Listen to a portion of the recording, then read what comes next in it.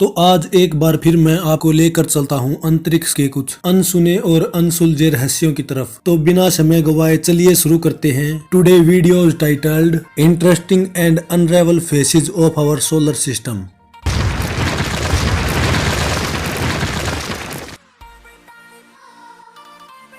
पूरे अंतरिक्ष में कितने सितारे हैं ये गिनना तो लगभग नामुमकिन है, लेकिन हम अपनी मिल्की वे गैलेक्सी के तारों को गिनकर उस संख्या को ब्रह्मांड में गैलेक्सीज की संख्या के सर्वाधिक अनुमान से गुणा कर सकते हैं। सारी कैलकुलेशंस के बाद नासा ने यहाँ ये आंकड़ा 1 जिलियन बताया, और 1 जिलियन का मतलब होता है अलॉट। मतलब नासा ने कोई परफेक्ट आंकड़ा नहीं दिया, लेकिन कुछ साल बाद एक ऑस्ट्रेलियन नेशनल यूनिवर्सिटी ने रिसर्च की और पता लगाया कि हमारे यूनिवर्स में 70 स्कैट्रिलियन तारे हैं। इस आंकड़े को हम 70,000 मिलियन मिलियन एंड मिलियन कह सकते हैं, और ये आंकड़ा कुछ ऐसा दिखेगा।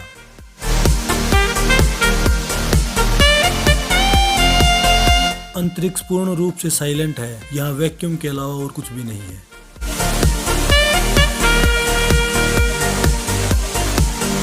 कुछ साल पहले तक ये माना जाता था कि पानी लिक्विड स्टेट में केवल पृथ्वी पर ही है, लेकिन हाल ही में नासा ने सबूतों के साथ ये दावा किया है कि मंगल ग्रह पर भी पानी है, जो कभी कभी बहता हुआ देखा गया है।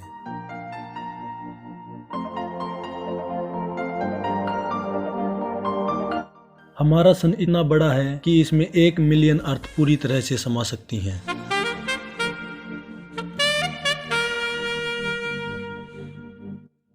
कोमेट्स यहाँ सौरमंडल के बनने से 4.5 बिलियन साल पहले से ही है। ये रेत, बर्फ और कार्बन डाइऑक्साइड से बने हुए पार्टिकल्स हैं।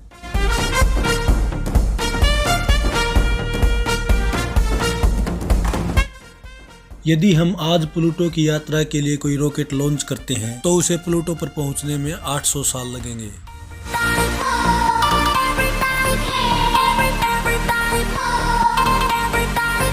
अंतरिक्ष का वेस्ट उन वस्तुओं को कहते हैं जो मानव निर्मित हैं और पृथ्वी की परिक्रमा कर रहे हैं, और अब उनका कोई उद्देश्य नहीं बचा है।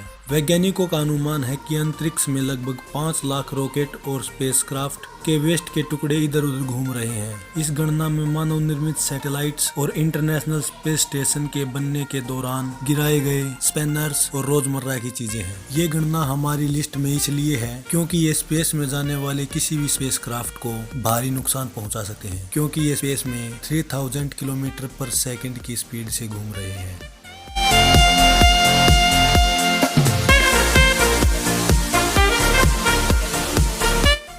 एक नॉर्मल कार के साइज का एस्ट्रॉयड साल में एक बार पृथ्वी की ग्रेविटी के कारण एटमॉस्फेयर में एंटर करता है, लेकिन अर्थ के फ्रिक्शन के कारण वहीं पर राख बन जाता है।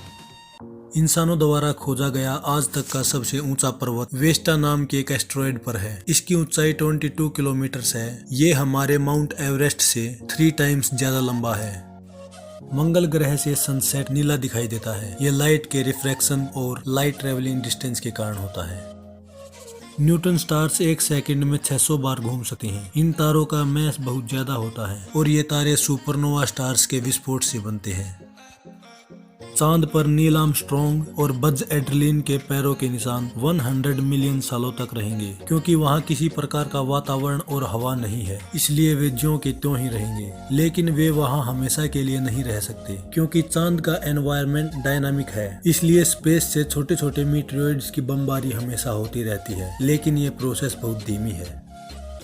पिछले 15 सालों से हम हर साल सोलर एनर्जी को 20% अधिक यूटिलाइज कर रहे हैं। येले इन्वायरमेंट 360 की रिपोर्ट के अनुसार 2017 में दुनिया ने 30% अधिक सोलर ऊर्जा को यूटिलाइज किया, जो 98.9 गीगावाट है। ये नंबर इतना बड़ा होने के बावजूद भी ये दुनिया की वार्षिक बिजली के उपयोग का केवल 0.7% ही होता है।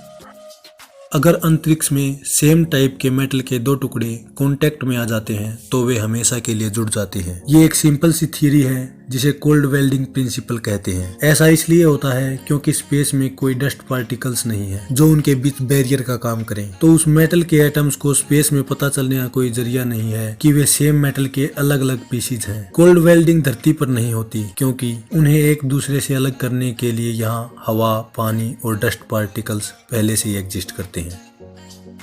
कुछ बड़े बड़े एस्ट्रॉइड्स को डोर प्लैनेट्स भी कहते हैं। इनका डायमीटर 600 माइल से भी ज्यादा होता है। सोलर सिस्टम का सबसे बड़ा एस्ट्रॉइड सेरेस है, जो अकेला एस्ट्रॉइड बेल्ट का 1/3 मैस कैरी करता है। ये भारत और अर्जेंटीना दोनों के जितना बड़ा है। यहाँ आपके लिए एक बोनस टिप है। 2006 में प्लूटो को प्लैनेट्स की कैटेगरी से हटा दिया गया और एक डोर्फ प्लैनेट घोषित कर दिया गया, क्योंकि हमारे सौरमंडल में प्लूटो के अलावा और भी 5 डोर्फ प्लैनेट्स हैं। और यदि अगर प्लूटो को हम प्लेनेट मानते हैं और उन 5 डोर्फ प्लेनेट्स को भी प्लेनेट मानना होगा। जुपिटर का रेड स्पॉट सिकुड़ रहा है। ये इस ग्रह का एक जाइंट तूफान है। ये तूफान इतना बड़ा है कि इसमें हमारी धरती 3 बार एक के ऊपर एक रखने पर भी बड़े अच्छे से फिट हो सकती है। लेकिन अब ये रेड डॉट सिकुड़ कर सिर्फ एक पृथ्वी को रख सके इतना ही हो गया है। मजे की बात तो ये है कि ये तूफान कम नहीं हुआ है, बल्कि इसकी चौड़ाई घटकर ये लंबा हो रहा है। और ये तूफान पिछले 2000 सालों से नहीं रुका है। ध्रुव तारा जो हमेशा नॉर्थ में रहता है, 13,000 सालों बाद ये तारा अपनी जगह छोड़ देगा, क्योंकि हमारी पृथ्वी पश्चिम की ओर घूम रही है। मतलब जैसे जैसे पृथ्वी अपनी धुरी पर घूमने की स्पीड बढ़ा रही है और ज्यादा शंकु के आकार की हो रही है, और 13,000 साल बाद अपने ऑर्बिट से करीब 1 डिग्री तक झुक जाएगी। मतलब ध्रुव तारा नॉर्थ में न रहकर डिसअपियर होने लगेगा। लेकिन फिर से 13,000 सालों बाद, यानी आज से 26,000 साल बाद, ये अपने स्थान पर वापस आ जाएगा। तो कैसी लगी आपको आज की ये वीडियो? अपने वैल्यूएबल कमेंट्स के जरिए हमारे साथ जरूर शेयर कीजिएगा। मैं मिलता हूँ आपको अगली वीडियो में एक नई इंफॉर्मेटिव वीडियो के साथ। तब तक के लिए be serious and stay curious. जय हिंद।